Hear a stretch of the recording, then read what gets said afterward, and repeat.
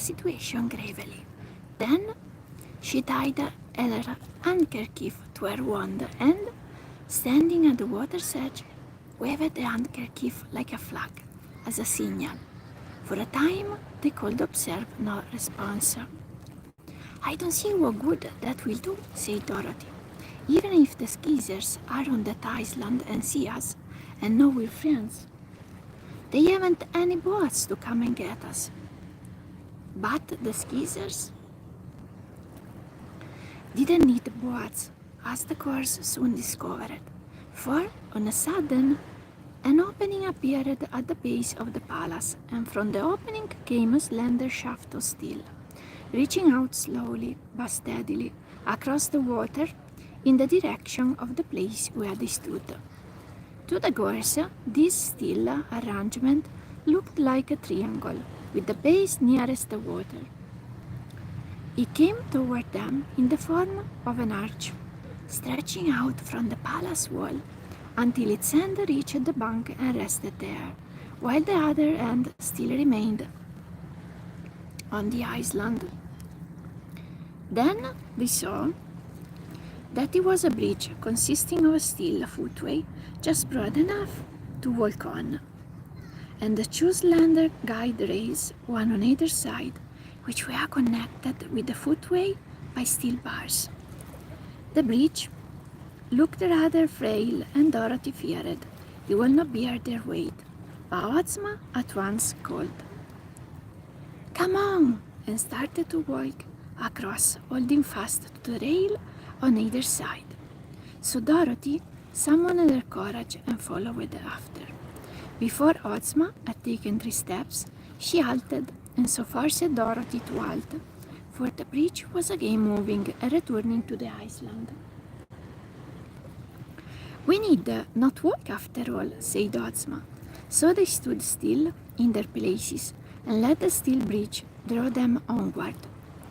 Indeed, the bridge drew them well into the glass dome building, which covered the island, and soon they found themselves standing in a marble room where 2 handsomely dressed young men stood on a platform to receive them.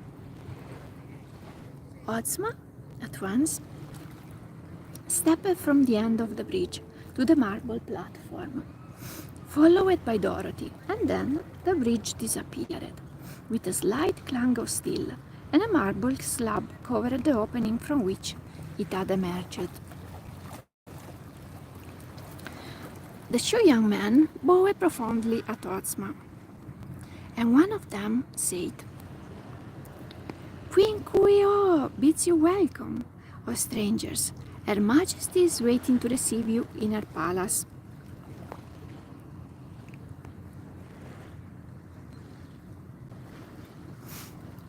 "Lead on," replied Ozma with dignity. But instead of leading on, the platform of marble began to rise, carrying them upward through a square hall above which just fitted in. A moment later, they found themselves within the great glass dome that covered almost all of the island. Within this dome was a little village with houses, streets, gardens, and parks. The houses were of colored marbles, prettily designed, with many stained glass windows, and the streets and gardens seemed well cared for. Exactly under the center of the lofty dome was a small park filled with brilliant flowers, with an elaborate fountain, and facing this park stood a building larger and more imposing than the others. Toward this building, the young men escorted Ozma and Dorothy. On the streets and in the doorways or open windows of the houses were men, women, and children, all richly dressed. These were much like other people in different parts of the land of Oz, except that instead of seeming merry and contented, they all wore expressions of much solemnity or of nervous irritation. They had beautiful homes, splendid clothes, and ample food, but Dorothy at once decided something was wrong with their lives and that they were not happy. She said nothing, however, but looked curiously at the Skeezers. At the entrance of the palace, Ozma and Dorothy were met by two other young men, in uniform and armed with queer weapons that seemed about halfway between pistols and guns, but were like neither. Their conductors bowed and left them, and the two in uniforms led the girls into the palace.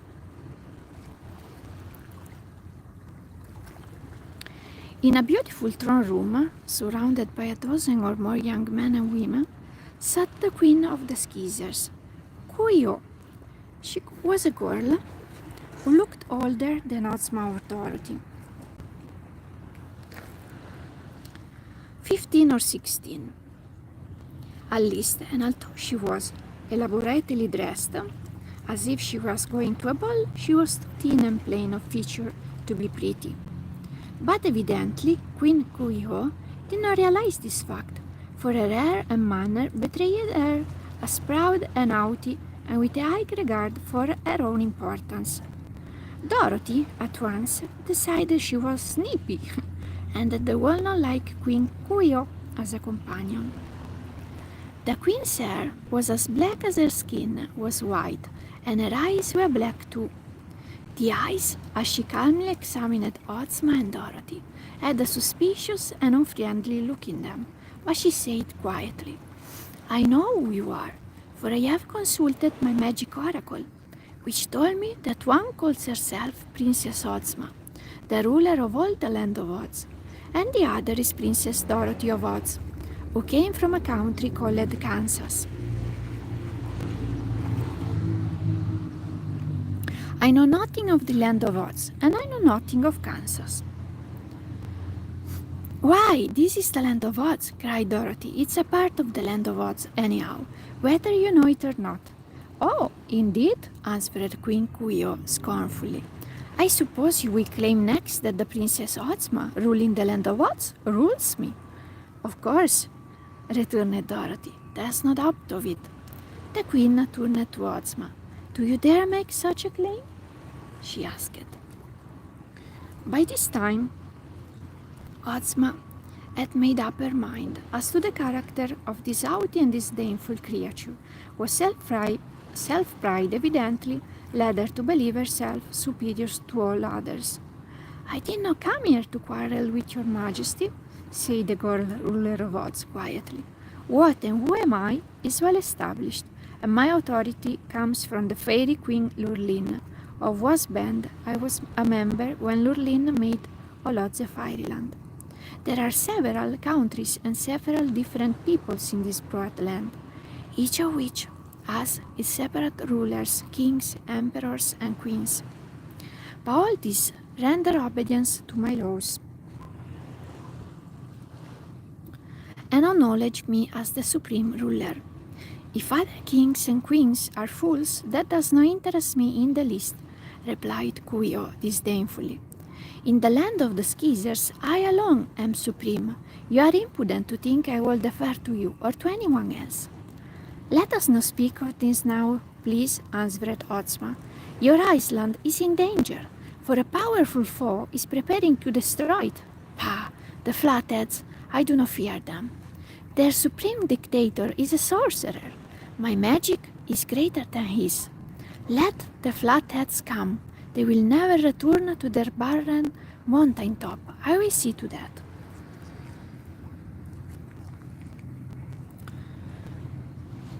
Ozma did not like this attitude, for it meant that the Skeezers were eager to fight the Flatheads, and Ozma's object in coming here was to prevent fighting and induce the two quarrelsome neighbors to make peace. She was also greatly disappointed in Coo-ee-oh, for the reports of Sudik had led her to imagine the queen more just and honorable than were the Flatheads. Indeed, Ozma reflected that the girl might be better at art than her self-pride. an overbearing manner indicated, and in any event, it would be wise not to antagonize her but to try to win her friendship. I do not like wars, Your Majesty, said Ozma. In the Emerald City, where I rule thousands of people, and in the countries near to the Emerald City, where thousands more acknowledge my rule, there is no army at all, because there is no quarreling and no need to fight. If differences arise between my people, they come to me and I judge the cases and award justice to all. So, when I learned there might be war between two faraway people of Oz, I came here to settle the dispute and adjust the quarrel. No one asked you to come, declared Queen Coo-ee-oh. It is my business to settle this dispute, not yours. You say my island is a part of the land of Oz, which you rule. But that is all nonsense, for I've never heard of the land of Oz, nor of you. You say you are a fairy, and the fairies gave you command over me. I don't believe it. What I do believe is that you are an impostor and have come here to stir up trouble among my people, who are already becoming difficult to manage. You two girls may even be spies of the vile Flatheads, for all I know, and may be trying to trick me. But understand this, she added, proudly rising from her jeweled throne to confront them. I have magic powers greater than any fairy possesses, and greater than any Flathead possesses.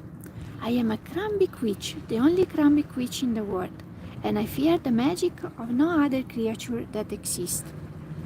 You say you rule thousands. I rule 101 skeezers. But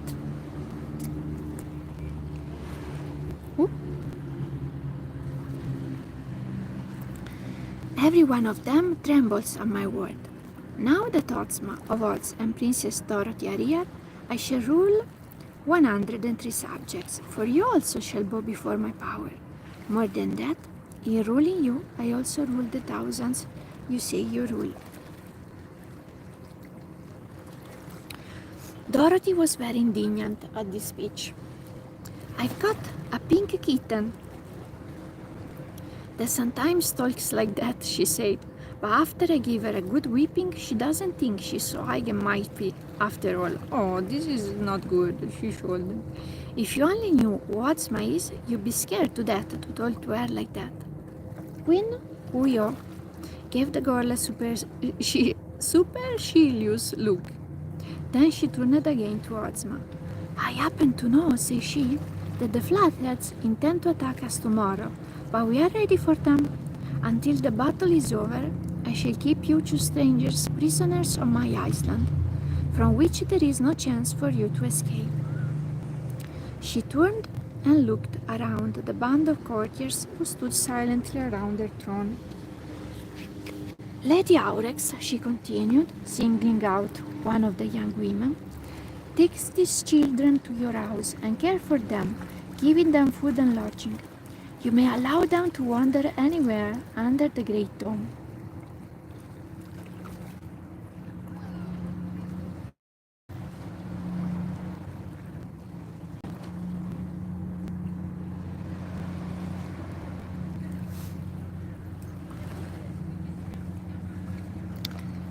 For they are harmless. After I have attended to the Flatheads, I will consider what next to do with these foolish girls. She resumed her seat, and the Lady Aurex bowed low and said in a humble manner, I obey your Majesty's commands.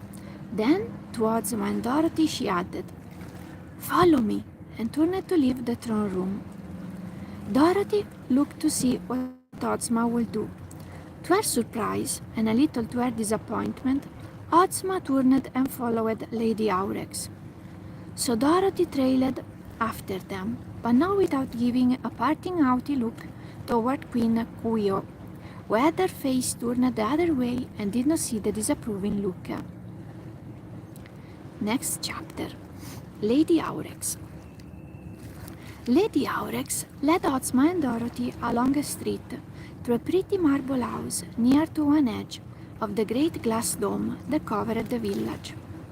She did not speak to the girls until she had ushered them into a pleasant room, comfortably furnished, nor did any of the solemn people they met on the street venture to speak.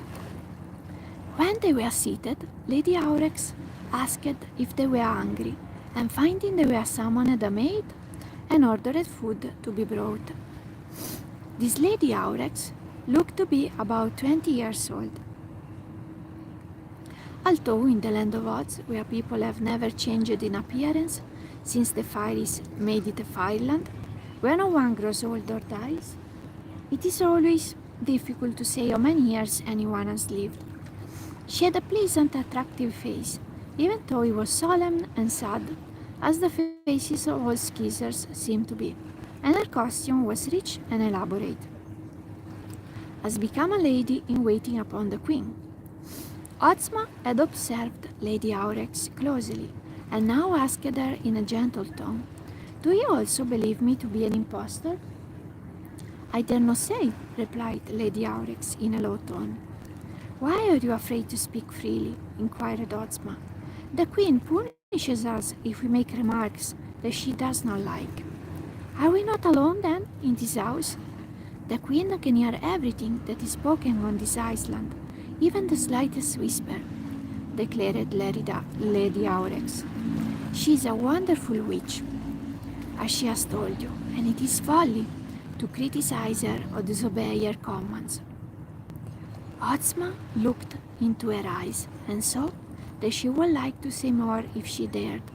So she drew from her bosom her silver wand, and having muttered a magic phrase in a strange tongue, she left the room and walked slowly around outside of the house, making a complete circle and waving her wand in mystic curves as she walked.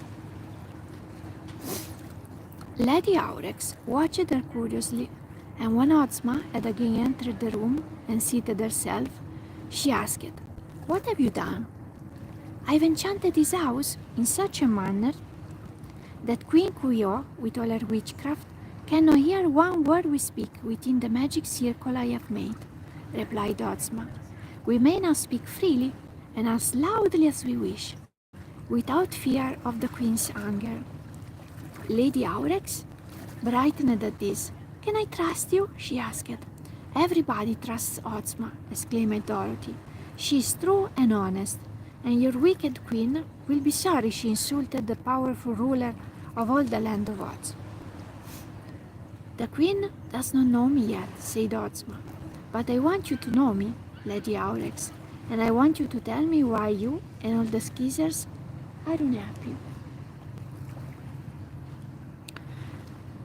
"Do not fear Kuyo's anger, for she cannot hear a word we say, I assure you." Lady Aurex was thoughtful a moment, then she said, "I shall trust you, Princess Ozma, for I believe you are what you say you are, our supreme ruler.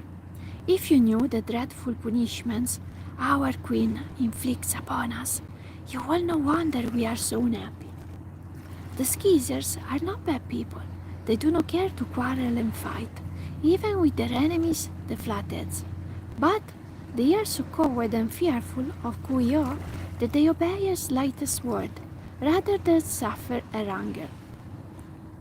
"Hasn't she any heart, then?" asked Dorothy. "She never displays mercy.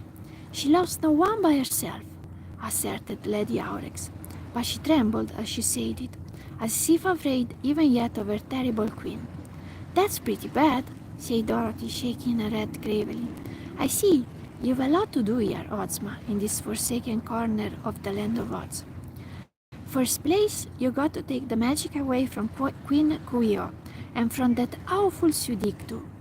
My idea is that neither of them is fit to rule anybody, because they're cruel and hateful. So you'll have to give the Skeezers and Flatheads new rulers, and teach all their people that they're part of the land of Oz, and must obey above all the lawful ruler, Ozma of Oz. Then, when you've done that, we can go back home again." Ozma smiled at her little friend's earnest counsel, but Lady Aurex said in an anxious tone, I am surprised that you suggest these reforms while you are yet prisoners on this island and in Kuyo's power. That these things shall be done, there is no doubt, but just now a dreadful war is likely to break out, and frightful things may happen to us all. Wait a second, I want to see if with a filter I cannot see good. If there is some improvement, maybe like this, you see better.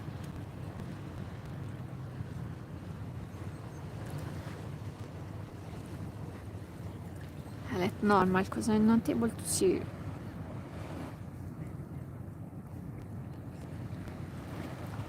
Maybe like this you see better.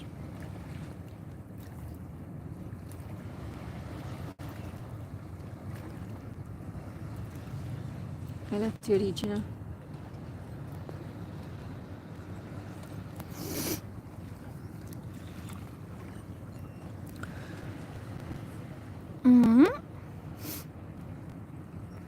Our queen has such conceit that she thinks she can overcome the Sudik and his people.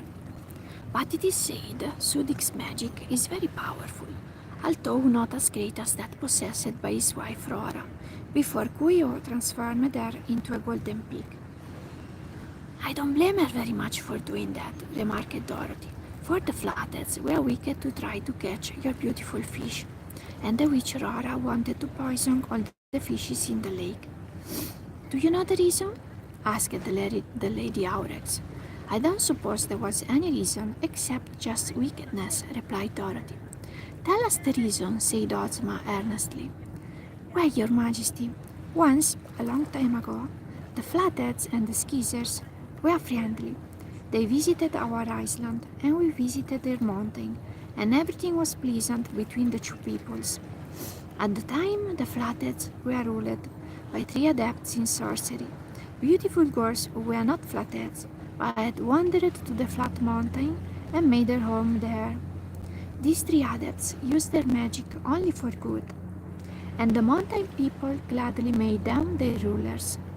They taught the Flatheads how to use their cunning brains and how to work metals into clothing that will never wear out, and many other things that added to their happiness and content. Kuyo was our queen then, as now, but she knew no magic and so had nothing to be proud of. But the 3 adepts were very kind to Kuyo. They built for us this wonderful dome of glass, and our houses of marble, and taught us to make beautiful clothing and many other things. Kuyo pretended to be very grateful for these favors, but it seems that all the time she was jealous of the 3 adepts, and secretly tried to discover their arts of magic. In this she was more clever than anyone suspected. She invited the 3 adepts to a banquet one day, and while they were feasting, Kuyo stole their charms and magical instruments and transformed them into 3 fishes, a goldfish, a silverfish, and a bronze fish. While the poor fishes were gasping and flopping helplessly on the floor of the banquet room, one of them said reproachfully, "You will be punished for this, Kuyo, for if one of us dies or is destroyed, you will become shriveled and helpless, and all your stolen magic will depart from you." Frightened by this threat, Kuyo at once caught up the 3 fish and ran with them to the shore of the lake, where she cast them into the water. I realize now that we are reading a story, but way on the water. This revived the 3 adepts, and they swam away and disappeared.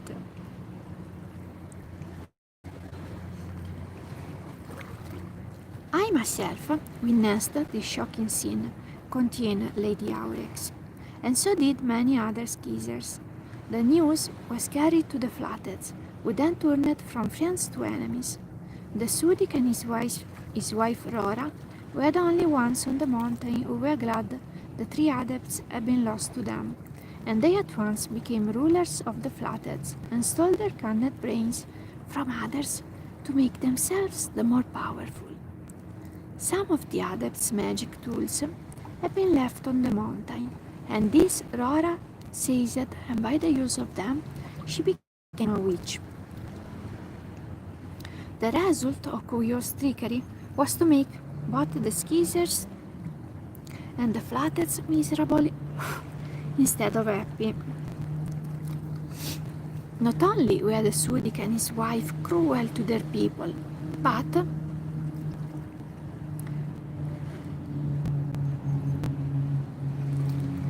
I lost the point. But our queen at once became proud and arrogant and treated us very unkindly. All the Skeezers knew she had stolen her magic powers, and so she hated us and made us humble ourselves before her and obey her slightest word. If we disobeyed or did not please her, or if we talked about her when we were in our own homes, she would have us dragged to the whipping post in her palace and lashed with knotted cords. That is why we fear her so greatly. This story filled Ozma's heart with sorrow and Dorothy's heart with indignation. I now understand, said Ozma, why the fishes in the lake have brought about war between the Skeezers and the Flatheads. Yes, Lady Aurex answered. Now that you know the story, it is easy to understand. The Sudik and his wife came to our lake, hoping to catch the silverfish or goldfish or bronzefish. Any one of them will do, and by destroying it, deprive Kuya of her magic. Then they could easily conquer her. Also, they had another reason for wanting to catch the fish. They feared that, in some way, the three adults might regain their proper forms, and then they would be sure to return to the mountain and punish Rora and the Sudik. That was why Rora finally tried to poison all the fishes in the lake. At the time, Kuyo transformed her into a golden pig.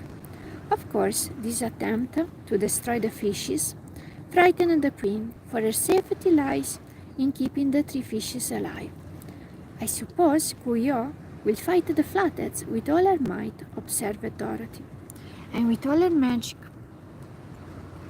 added Ozma thoughtfully. I do not see how the Flatheads can get this island to hurt us, said Lady Aurex. They have bows and arrows, and I guess they mean to shoot the arrows at your big dome and break all the glass in it, suggested Dorothy. But Lady Aurex shook her head with a smile. They cannot do that, she replied. Why not?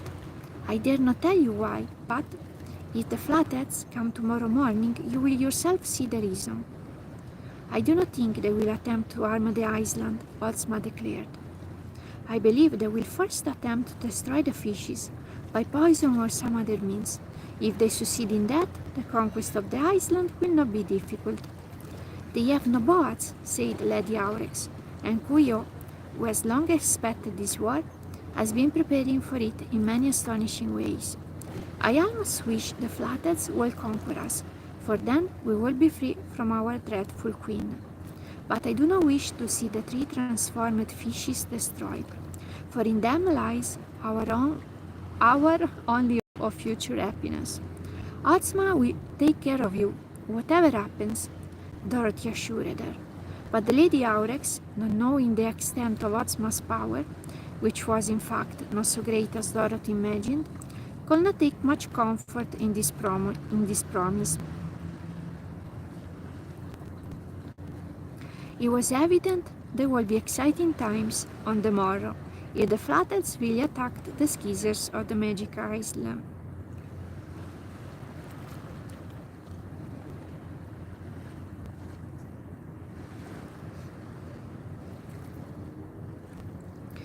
The next chapter will be called The Underwater, but now I will let you with the sound of the sea, because I want to read another book, but on myself. So, just enjoy.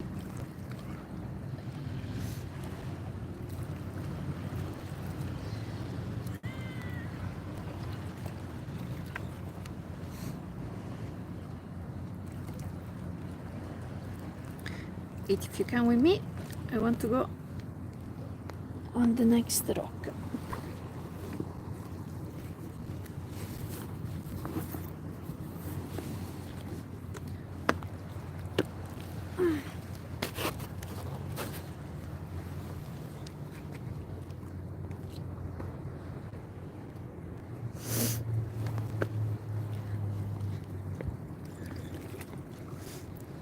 So I have for my back like an armchair.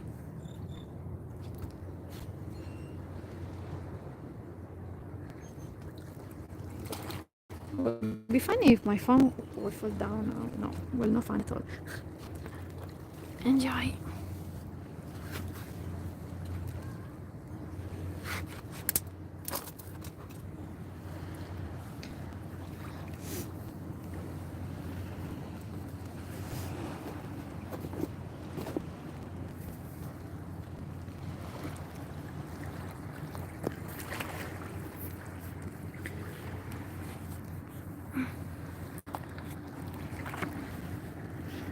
Oh my god. Okay.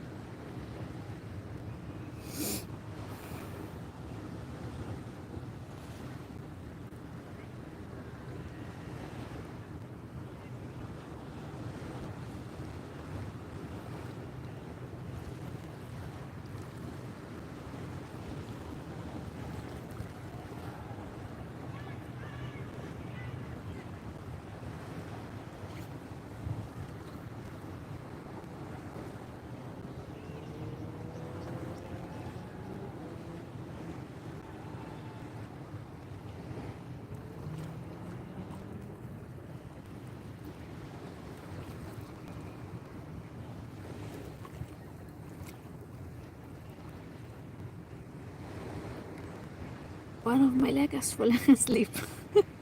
So I need to race. Hope you enjoy it. It's really magical.